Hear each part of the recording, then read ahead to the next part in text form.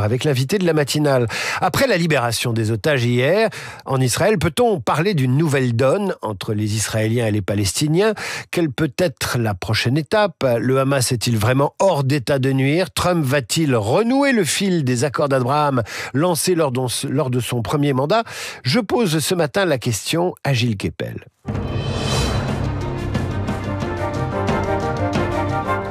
Gilles Kepel, bonjour. Bonjour. Merci d'être avec nous ce matin. On a besoin de vous pour comprendre ce qui se passe au Moyen-Orient.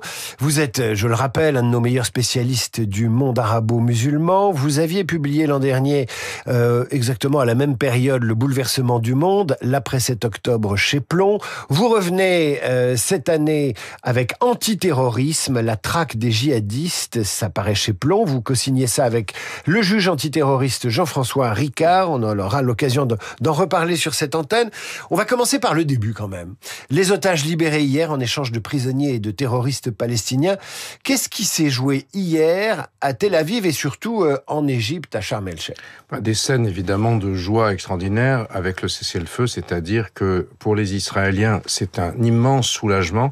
Ce poids que représentait toujours le fait que des otages vivants étaient enfermés, dont on ne savait pas si un jour ils sortiraient, la présence aussi, le fait qu'il y avait des otages morts, tout ça était quelque chose de profondément traumatique pour la société israélienne. On n'a pas beaucoup parlé de la conscription, qui est aussi une cause de soulagement. Quand la guerre s'arrête, chaque famille qui a un jeune appelé au sein de Tsahal se dit chouette, ils vont rentrer. Oui, et puis c'est pas seulement ça, c'est aussi les réservistes qui perdaient leur travail, qui ne le retrouvaient pas après, et ce qui faisait qu'il y avait beaucoup de gens qui n'allaient plus dans la réserve. Et ça crée des dysfonctionnements à l'intérieur de cet État armé qu'est Israël aujourd'hui.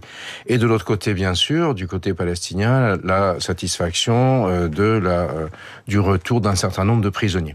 Alors tout ça, c'est formidable, ce qui s'est passé hier, effectivement, le jour 738, qui semblerait être le dernier de cette guerre la plus longue qui ait jamais eu lieu au Moyen-Orient.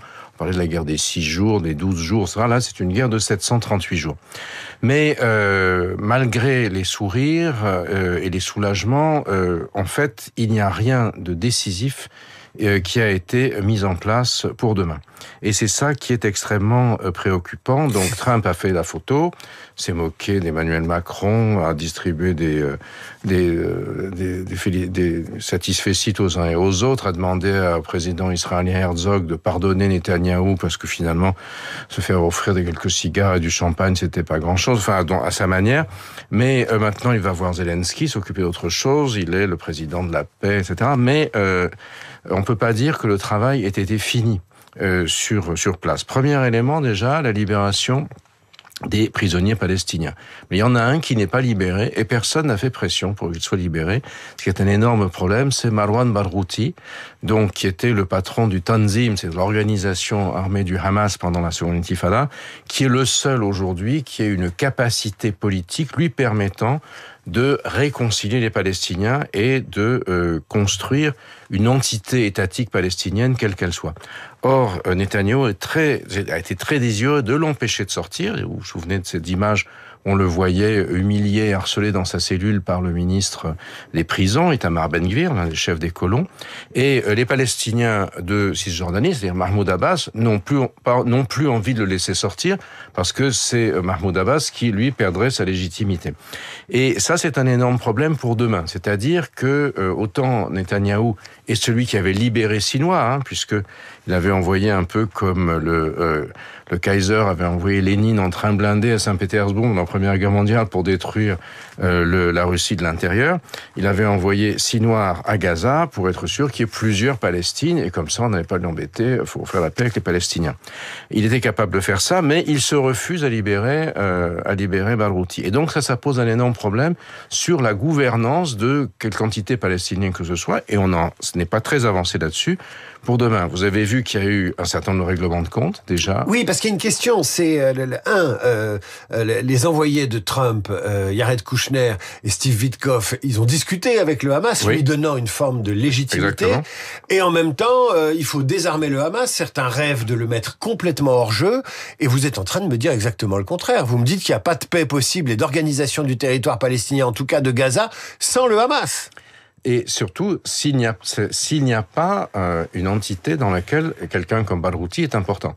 Ça, je crois que c'est absolument fondamental. Parce que ce qui se passe aujourd'hui avec les règlements de compte et le reste, c'est la perspective que, d'une certaine manière, on soit dans une situation de blocage et que ce blocage se traduise par un regain de la violence et un regain du terrorisme. Et ça, c'est quelque chose qui est une constante dans l'histoire du mouvement palestinien. Quand vous parlez de regain du terrorisme, c'est-à-dire sur la zone, c'est-à-dire des attaques suicides à Tel Aviv ou Jérusalem, ou un regain de terrorisme en Europe? Ça peut être aussi en Europe, justement. Et on voit quand même, les clignotants sont au rouge, et le procureur Ricard, avec qui j'ai coécrit ce livre, s'en montrait très inquiet ces derniers jours. On voit quand même un certain nombre de signes aujourd'hui préoccupants en Europe. On a eu à Manchester, il y a une semaine et quelques, lors du Kippour, un juif et un autre tué par un policier qui ont été, en célébrant le Kippour, tué par un terroriste d'origine syrienne, enfin britannique, naturalisé britannique. On a eu des menaces de Daesh contre la France. On a eu des gens en Allemagne qui ont été accusés, menacés de préparer un attentat au nom du Hamas, qui reste à vérifier. Donc tout ça me semble, si vous voulez, extrêmement préoccupant dans cette ambiance finalement assez délétère qui est la situation après la célébration de joie tout à fait légitime d'hier. Gilles Kepel, quand moi je vous entends, j'ai l'impression que quoi qu'il se passe entre Israël et les Palestiniens, l'existence d'Israël sera toujours un prétexte à terrorisme, que ce soit dans cette zone du monde, mais également en Europe. Ce qui veut dire, et vous le sous-entendiez, c'est que les États-Unis, avec des alliés occidentaux, doivent probablement finir le travail. Quelle est la prochaine étape? Qu'est-ce qui consoliderait ce qui est à peine un cessez-le-feu? Eh oui, c'est ça. C'est un cessez-le-feu en tant que il y a une fin de guerre, si vous voulez, mais c'est pas la paix.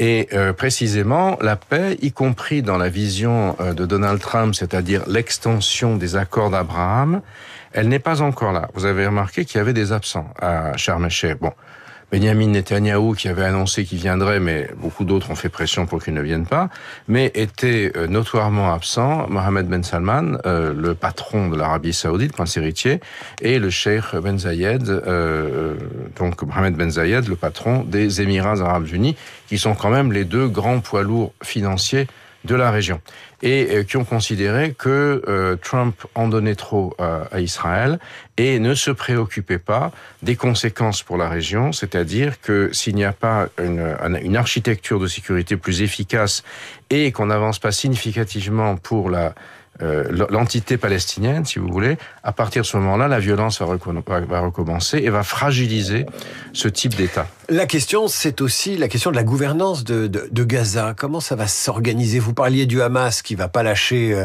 le terrain comme ça. Qu'ont prévu les Américains, si tant est qu'ils aient prévu quelque chose? On parlait de Tony Blair pour être le chef d'un gouvernement de transition ou d'une structure de transition. On a évidemment parlé de la Riviera palestinienne. Ensuite, on a entendu parler d'un Singapour. Tout ça financé évidemment par l'Arabie Saoudite et quelques autres. Tout cela est-il concret? Oui, qui en a marre de payer. Et alors, c'était pas la rivière palestinienne, c'était la rivière israélienne. C'était le Trump, la Trump Tower partout. Ça a été un peu mis en arrière pour l'instant, parce que l'idée, qui supposait ça, c'était qu'on chasse tous les Palestiniens vers l'Égypte. Catastrophe, puisque l'Égypte, accueillant 2 millions de Palestiniens, allait imploser elle-même, et donc là, personne n'en voulait. Donc Trump a reculé sur ce plan-là, mais le problème, c'est que on n'est pas tellement plus avancé aujourd'hui. Et cette espèce de nouveau mandat britannique sur la Palestine avec Tony Blair dans le rôle du principal mandataire, ça n'a pas l'air non plus de marcher beaucoup. Ça n'a pas tellement, à ma connaissance, été évoqué lors du sommet de Sharm el-Sheikh. Et donc, on est dans un flou assez grand. Pour ce qui est du Hamas, ce qui est à remarquer quand même, c'est que le leadership traditionnel du Hamas a été largement décimé. Ceux que Khalil el-Hayya et autres, ceux qu'on a vus à Sharm el-Sheikh, ce sont plutôt des seconds couteaux. Sur le terrain, ce sont essentiellement des jeunes qui ont pris le pouvoir. qui font de la guérilla, mais qui ne sont pas dans une logique de capacité de gestion d'un territoire. Et donc là, on a un grand point d'interrogation.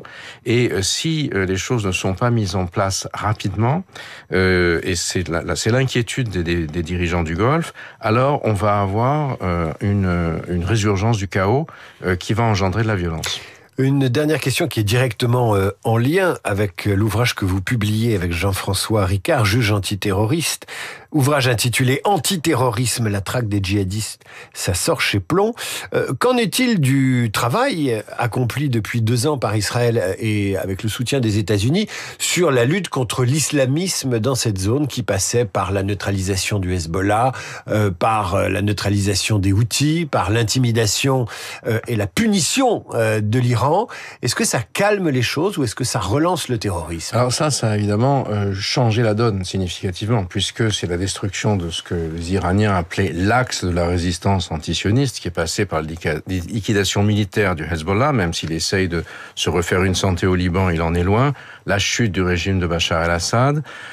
Pour les Houthis, ils n'ont pas véritablement été liquidés pour l'instant, ils ont encore tiré des missiles récemment, mais l'Iran est extrêmement affaibli, il n'était pas représenté à Sharm el-Sheikh, et ce qui est advenu à Sharm el-Sheikh est advenu parce que l'Iran n'avait plus voix au chapitre. Ça, de ce point de vue-là, effectivement, ce pôle a été affaibli.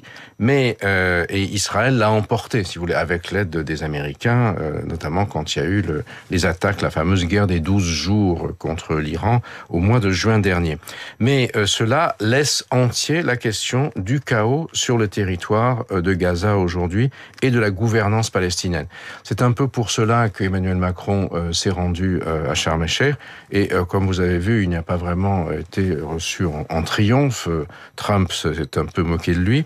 Et malheureusement, par-delà le président français, c'est la perspective d'une solution à 2 États, ou quelle que soit la manière dont on l'appelle, même si on n'aime pas ça, il faut qu'il y ait une entité palestinienne qui fonctionne. Si elle n'est pas fonctionnelle, on est dans une logique donc de regain du chaos sous une autre forme, et ce qui inquiète beaucoup les spécialistes de la lutte antiterrorisme, c'est justement le regain de la violence sur place et à l'extérieur.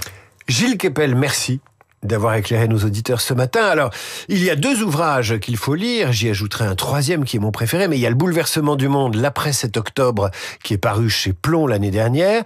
Il y a Antiterrorisme, qui vient de paraître chez le même éditeur, avec le juge antiterroriste Jean-François Ricard, et je pense qu'on aura l'occasion d'en reparler sur cette antenne. Et puis, il y a celui que j'aime bien, mon chouchou, c'est Prophète en son pays, qui est votre biographie de chercheur passionné de cette région du Proche-Orient. Gilles Kepel, à bientôt. Merci beaucoup. Merci à vous. Dans un instant, le rappel des titres, Charles Bonner, et puis la revue de presse d'Hervé Gattegno et nos esprits libres, Jean-François Colosimo et Cécile Cordunet. C'est Pierre Pilet qui revient pour le rappel des titres et non Charles Bonner. Radio Classique.